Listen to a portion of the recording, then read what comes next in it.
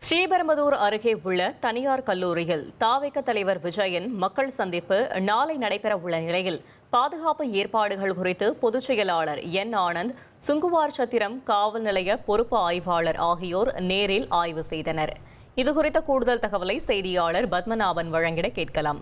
பத்மநாபன், வணக்கம். கள தகவல்களை சொல்லுங்க.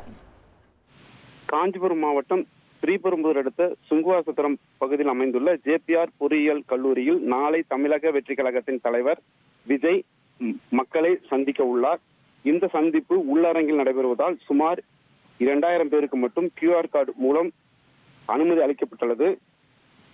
QR கோடு இல்லாதவர்களுக்கு அனுமதி கிடையாது. இந்த நிலையில் நேற்று தாவேகவினர் நாளை விஜய் கலந்து கொள்ளவிருக்கும் உள்ளரங்கு நிகழ்ச்சிக்கு பாதுகாப்பு வழங்க வேண்டி சுங்குவாசத்திரம் காவல் நிலையத்தில் கடிதம் ஒன்று அளித்திருந்தனர்.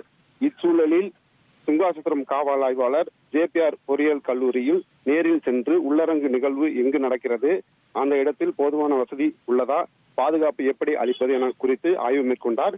அதனைத் தொடர்ந்து கடந்த 2 தினங்களாக இதற்கான முன்னேற்பாடுகள் நடந்து கொண்டிருக்கிறது. நேற்று இரவு புசி ஆனந்த் அதாவது தாவேகா பொதுச் செயலாளர் புசி ஆனந்த் நேற்று வந்து ஆய்வு மேற்கொண்டார். அதே போல இன்று தற்போது வருகை தந்துள்ளார்.